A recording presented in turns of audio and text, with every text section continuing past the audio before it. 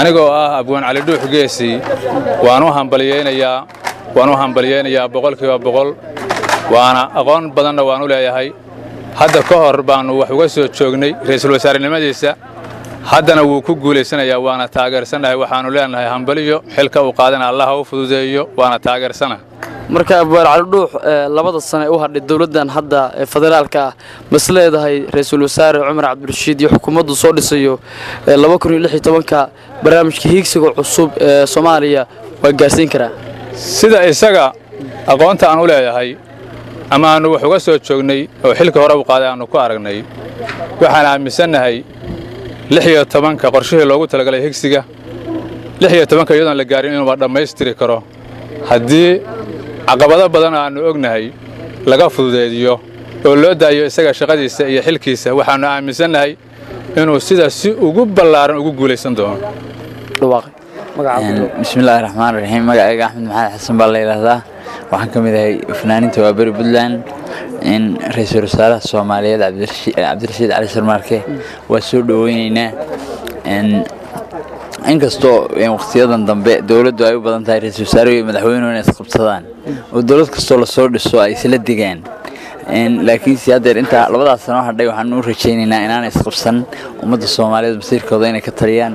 ummadda Soomaaliyeed meel kasta joogtana waa salaamaya ra'iisul wasaaraha iyo madaxweynaha iyo xukuumadda inta wax mariyan diraya bismillaahi raxmaani raxiim magacaygu waa maxaa cabdisalaan maxamuud oo ku magac dheer maxaa kaysar dhalinyarta reer Garowe gaar ahaan caasimadda maamul goboleedka Puntland waxaan aad iyo aad u soo dhaweynaynaa ra'iisul wasaaraha cusub mudane Cabdirashiid Umar Cabdirashiid Cali Sharmaarke oo haliyay Soomaali kana soo jeeda family xilka boqolkiiba boqol soo qaban jiray abiisna oo ahaa u garanaysa Cali oo nin madaxweyne dalka soo qabtay isagoo aan aqoon-yahana ka soo shaqeeyay UN-ta ka soo shaqeeyay meel badan oo dawladda ah marka aad waxaan u soo dhaweynaynaa haddaan nahay dhalinyarta reer Garowe aan caasimadda Puntland ama Puntland oo dhan dhalinyarteedu waxay soo dhaweynayaan Umar Cabdirashiid Cali Sharmaarke oo ah ra'iisul wasaare aanu muddo ku taahaynay inuu macnaha noo qaban doono waxaana ka bedeli doono dawladdan maalin kasta qabsanaysa marka boqolkiiba boqol waxaan leeyahay Cali oo maanta Puntland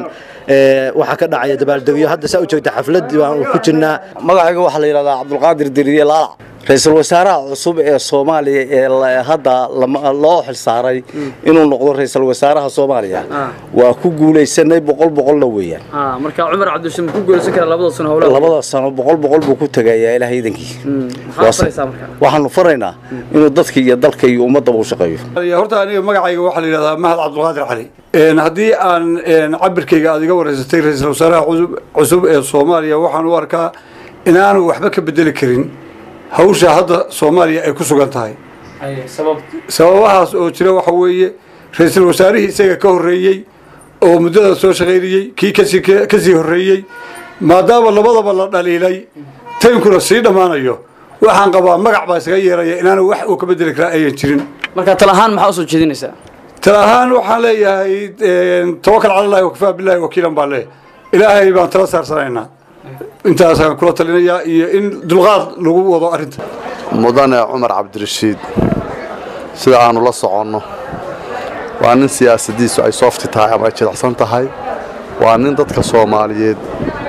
ee kala irdoobay isu soo jiidi kara waa nin dadka dhageysta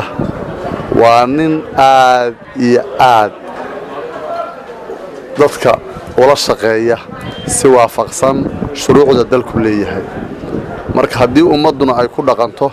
shuruucdeeda waxaan shay ku jirin in ay dhibaatada ka baxayso waxaan ka filaynaa shaqada hortaal haddii sidii lagu yiqiinay uu la shaqeeyo waxaanu ognahay gobolada dhexe xiriirka uu la leeyahay oo dhibaatada ugu badan Soomaaliya meelaha ay ka dhamaan weyday gobolada dhexe waxaanu ognahay saamaynta uu ku leeyahay gobolada koonfur galbeed oo hadda Shariif Xasan madaxweynaha ka yahay waxaanu ognahay Jubbaland waxaanu ognahay Puntland waxaanu ognahay oo xog ka haynaa dhammaan Soomaaliya muddadii uu labada sano oo wax yar dhiman uu xilka hayay wuxuu kaga tagay si hufan oo saaxiibtinimo leh waxa dabcan soo celiyeen wax kale ma ahan siyaasadiisii shaqo oo loo bogay xildhibaan daahir ciiraad ba maasan tahay Cumar Cabdirashiid markaan kuma cusba ra'iisul wasaaraha waa markii labaad uu qabto aqoon badan buu leeyahay maamulada dalka iyo qaabkii shaqo ee looga baahnaa ra'iisul wasaaraha dalka ma isleedahay waa ku guuleysan karaa labada sano ee soo socota hiigsiga 2016 inkastoo hiigsigii uu biyey madaxweynihii hore oo maanta 2016 aanan qabinin anugu in shaqadaas ay gaarsiin karaan waqti muddadii loogu talagalay waayo hadda muddo isaga in xasaanadiisa la raadiyay noqonaysaa dabadeed waxay noqonaysaa xukuumadda uu soo xisho baalihiisa in xasaanadooda la doono taas waxa laga yaabaa inay muddo sanada ay ku dhamaato waxay la tahay inay jawi kale iyo wajahaad kale ay wajahaan mooyee in higsiga horeeto uu xasan sheekh qubay magacaygu waa cabdi muuse maxamed ku nool caasimadda puntland ee garowe waxaan soo dhaweynayaa magacaawista ra'iisul wasaaraha Cumar Cabdirashiid Cali Sharmaake oo ah nin aqoon leh waayo araga wax badan dalka ka qabtay xilligii hore ra'iisul wasaaraha ahaana wax badan qabtay haddana aan rajaynayno wax ka sii ballaaran inuu qabto oo dalka iyo dadka iyo ummadda uu si xaq ah ugu adeego oo gobol kasta wuxuu leeyahay uu toos u siiyo aysan ku koobnaan caasimadda Soomaaliya xamar kaliya wixii soo baxa wixii Puntland leedahay inuu siiyo wixii Jubbaland leedahay xaq uu siiyo koonfur galbeed inuu siiyo si yani cadaalad inuu dawlad goboleedyada ugu qaybiyo aysan dhicin sidii hore 3 sano tagtay wixii dhacay aysan dhicin waxaan rajaynayaa wax badan inuu ka bedeli doono ra'iisul wasaaraha cusub bismillaahir rahmaanir rahiim magacaygu aadan cabdi xaaji cali kana mid ah shacabka ku nool caasimadda Garowe Puntland anigoo ka mid ah ururada bulshada rayidka ah waxaan aad u soo dhaweynayaa ra'iisul wasaaraha cusub ee dawladda federaalka Soomaaliya mudane Cumar Cabdirashiid Cali Sharmaake waxaan leeyahay mudane ra'iisul wasaare waxa ku taala shaqo culus waqtiga aad haysataan uu yar yahay barnaamijkii la rabay hiigsiga 2016 waxaan jecelahay mudane ra'iisul wasaare inaad kaga dhabaysaan sababtoo ah waqtiga aad haysataan waqti aad u yar waxa la rabaa dalka 2016 in la gaarsiiyo doorashooyin taasoo aan baqdan ka qabno inaysan doorashooyinkii dhicin one man one vote aysan ka dhicin dalka Soomaaliya marka la gaaro 2016 waxaan jecelahay ra'iisul wasaare waa nin karti leh waa nin aqoon leh ra'iisul wasaare hore soo noqday waxaan jecelahay inuu barnaamijkaas kaga dhabeeyo ummaduna 2016 doorasho loo dareero one man one vote inta kale maamulada la dhisay state-ka dhismaya ee dawladda federaalka Soomaaliya ka tirsan waxaan jecelnahay in la xoojiyo sababtoo ah murano hore fara badan baa ka dhashay tii Jubbaland baan ogeyn tii koonfur galbeed baan ogeyn waxaan jecelahay in ra'iisul wasaaruhu aad si deeply hawsha u galo maamulada cusub ee dhismayana murankooda la yareeyo iyo khilaafkooda si dalku 2016 state-kii wadanka oo dhan oo dhisan doorasho xora oo xalaal loo galo assalaamu calaykum waraxmatullaah bismillaahir rahmaanir rahiim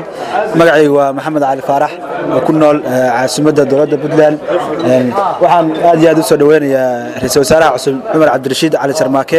oo ah nin karti u leh inuu xilka qaban karo maadaama aan ku soo arkay inuu soo maray xilka ra'iisul wasaare sanadkii mudane Sheekh Shariif wuxuu hayay madaxweynaha dawladda Soomaaliya waxaan aad hawada u marinayaa salaan sare inuu xilka ka soo bixi doono cadaaladana ilaalin doono gaar ahaan anoo hadda reer Puntland nahay waxaan tabanaa muxuu ahaa dhanka Soomaaliya waxa tabanaa inuu de wax ka reer Puntland ay leedahay ama xaq u leedahay inuu u soo dhiciyo ayaan hawada u marinayaa assalaamu calaykum waraxmatullaahi wabarakaatuh magacaygu waa Axmed Cabdiraxmaan Maxamuud waxaan maanta ku faraxsanahay inaan halkaan uga hambaliyeyno oo ku soo dhaweyno ra'iisul wasaaraha dawladda federaalka Soomaaliyeed loogu doortay Dr. Cumar Cabdirashiid Cali Sharmaake oo horeyna u ahaan jiray ra'iisul wasaare soo maray qoys ka soo jeeda taariikhda Soomaaliyana door ku leh waxaan ka rajaynayaa Cumar Cabdirashiid inuu noqdo ninkii u horseeda Soomaaliya barwaaqo iyo dawladnimo waxaan rajaynaynaa inuu muddada yar ee hartay oo sanadka ka dhiman waxa weeye doorashada 2016 inuu Soomaaliya gaarsiiyo sharci iyo nidaam inuu ku soo celiyo waxa weeye wax walba constitution-ku base u noqdo Cumar Cabdirashiid waa nin ku caana waxa weeye arrimaha Soomaaliya iyo dibdhiskeeda iyo dibhaysiinta khaasatan arrimaha state building-ka oo lagu xasuusan karo doorkii uu ka soo qaatay dhismaha ee dawlad goboleedka Jubbaland waxaanu ka rajaynayaa inuu Soomaaliya waxa weeye oo federaal oo stateska ay dhismeen oo waxa weeye uu soo dhisay baloogyadii looga baahnaa Soomaaliya oo federaal federaala in aanu ku aragno muddada kooban madaxweyne xasanna waxaanu leenahay oo aanu taa daba dhigana inuu joojiyo caadadii xumeyd ee looga bartay waxa weeye dowladda federaalka oo ahayd ra'iisul wasaare shaqadiisa haysta iyo mandatekiisa waxa uu yahay intervention lagu sameeyo oo waxa weeye ayaan waxaas inuu ku soo laaban sidaas weeye waana soo dhaweynaa Cumar Cabdirashiid waan ku faraxsanahay Soomaaliya gool baa urjeynaa magaca ku bilow bismillaahir rahmaanir rahiim aniga waxa la yiraahdaa Abwaan Darwiish maanta waxaan ku hadlayaa afka abwaanada ayaan ku hadlayaa marka u horeysa waxaan leenahay maadaama abwaanada nahay oo xagga suugaanta aan waxna la ka tuhmaayo waxaan leeyahay sooyaal horeetiyo hiyigaaga madaxnimo halkii Cali Sharmaarke murti loogu hiran jiray haybadii Rashiid ba adna kugu hagoogana inaad hanato qarannimo hubsano aqoonyahan u habeen leebaatahay inta marka u horeysa intaasaan leeyahay marka ku xiga hambaliyo baan leenahay waxaan u maleynayaa muddo gaaban baa dawladdan u hartay muddada waxaan jecelnahay kii horumar gaarsiin lahaa inuu yahay Cabdirashiid waana nin aqoon u loo aan maanta ugu horeyn in ra'iisul wasaare laga dhigo marka insha Allah waxaan leenahay Allah la garab galo Allah ku guuleeyo han noqdo kii Soomaalinimo ka shaqayn lahaa isuna keen lahaa Soomaalida magacaygu waxa la yiraahdaa Axmed Xaaji Xuseen waxaan ahay professional teacher oo macallimiintii hore maaragtay adult teachers ka ahaa waxaan ka hadlayaa arrintan maaragtay federaalka iyo waalaadkeeda maanta iyo isbedelada ay sameynayso taariikhdii iyo isbedeladii hore qof walba waa la socdaa ama telefishanka ama idaacadaha waa kala socdaa qof walba Soomaaliyana waa maaragtay waa og yahay sidii wax u socdaan laakiin bal aan ka hadlo tan maanta cusub iyo isbedelkan iyo ra'iisul wasaarahan cusub federaalka oo maaragtay soo laba jeer maaragtay ra'iisul wasaare markii hore dawladda Shariifka iyo dawladdan hadda maaragtay Xasan uu soo noqday marka waxaanu ka rajaynaynaa dawladda iyada wax khilaafaad wax iska hor imaad wax maaragtay najaclaysi wax maaragtay qabyaalad ku salaysan iyo wax maaragtay lacag burburin iyo maaragtay iyo xigsi iyo siyaasad maaragtay isku raacsan yahay maaragtay waa in ay meeshaas maaragtay ay ka soo baxdaa baanu leenahay insha Allah taala Cumar Cabdirashiidna waxaanu maaragtay aanu faraynaa hadda waa nin siyaasi rugcada dhalinyaro maaragtay shaqooyin fara badan oo international maaragtay soo qabtay waxaanu ka rajaynaynaa inuu shaqadiisa si wanaagsan uga soo baxo qolooyinkan hadda uu shaqada la bilaabayana waa in ay